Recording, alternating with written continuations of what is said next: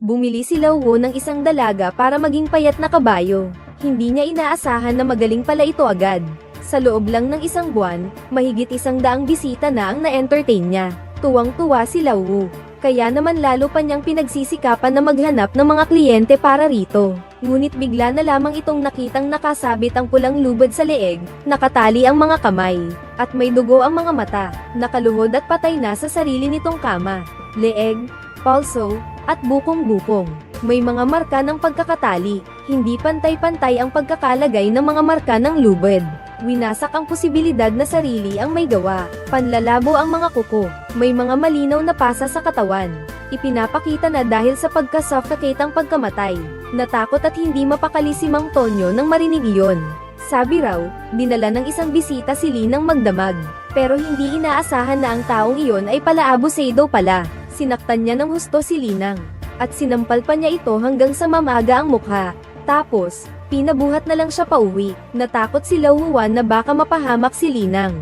Kaya dali-dali siyang pumunta sa pintuan ng silid nito. Ngunit nakarinig siya ng mga lambingan mula sa loob. Hindi man lang nagpahinga si Linang at nag-asikaso na naman ng mga bisita. Kaya hindi na lang pumasok si Lao Wu para huwag siyang istorbohin. Pero hindi inaasahan na kinabukasan ay namatay na si Linang. Ayon kay Lao Wu, si Linang ay malamang na naatake na pag-uwi niya. Nakita mo ba ng maayos ang mukha ng lalaking naghatid sa kanya? Nakayuko kasi siya ng buong oras. Hindi ko siya napansin. Mulit-muli pang pinagmasdan ni Direnjia ang bangkay ni Li Niyang. Natuklasan niya na maging ang pulang lubad na siyang may tali sa kanya, at ang kanyang hubad na mga binti na nakaluhod sa kama, ay puno ng mga elemento ng isang ritual na pangrelihiyon. Parang para sa parusang 7 kasalanan ng sekta ng banal na Lotes. Ang 7 kasalanang ito ay kapangahasan, kasakiman, kalaswan, kapangyarihan, galit, pag-ibig, at kaluguran. Nabanggit ang maling pag-iisip noong mamatay si Jia Basheng. Si Chen Yu, dahil sa matagal na pagsusugal, namatay sa loob ng kahon ng pera. Ito ay para sa kasakiman. Samantalang si Li Niyang, dahil sa kanyang labis na kahalayan, namatay sa kama. Kinakatawan nito ang malalaswang pagnanasa, kung ang isang masamang pag-iisip ay katumbas ng isang taong namatay. Kung gayon, ang susunod, ang sospek ay magdudulot pa ng kamatayan sa 4 na tao. At gaya nga ng inaasahan, pagkaraan ng ilang araw, ay may nangyaring masama sa isang may-ari ng Carinderia. Nakita si Tao Wangjiang, ang may-ari, na nakahandusay at hubot-hubad sa isang pinggan ng pagkain. At nagsisimula ng mabulok ang katawan. At sa harapan niya ay may ilang daga, na kinakain ang mga tira sa pinggan. Nang makalapit si Direnjia, natuklasan niya, na may isang parte ng braso ni Tao Wangjiang ang kinain na ng mga daga. Halos kita na ang buto, mamanhid sa sobrang taba ang mukha ng biktima, puno ng pagkain ang bibig.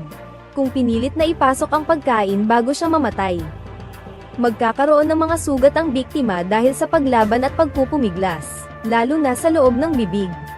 Pero walang sugat ang bibig ni Tao Wangjiang, at nakapikit ang mga kamay niya habang nakadapa sa mesa. May mga marka ng pagkakaposas sa palso, at hindi rin ito mukhang natural na pagkamatay.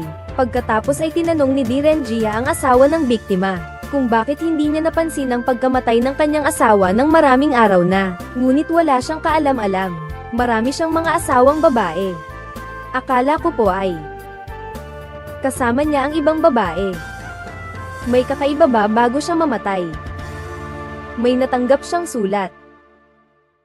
Nagbago ang itsura niya pagkabasa. Tiningnan ni Direnjia ang sulat. Galing ito sa Chenlin Academy. Agad na nagpunta si Direnjia sa academy. Natuklasan niyang ang nagpadala ay isang lalaking nagngangalang Liu Chengyuan. Anak siya ng gobernador ng Yangzhou. Nawawala na siya ng ilang araw na ang nakakaraan. At nawala rin kasama niya ang kanyang matalik na kaibigan sa paaralan, si Zhao Chong. Una munang nagtungo si Direnjia sa bahay ni Zhao Chong para maghanap ng mga bakas. Pero pagkadating pa lang nila sa bakuran, ay naamoy na nila ang isang mabahong amoy ng bulok na karne. Di nila inaasahan na pagkabukas nila ng pinto ay makikita nila ang isang tambak ng mga pira-pirasong katawan sa mesa. Pinutol ang mga kamay at paa ng biktima. Tugma ito sa parusa sa mga kasalanan ng sekta ng banal na Lotes. Kaunting dugo lang ang nawala sa sugat, namumuo ang dugo.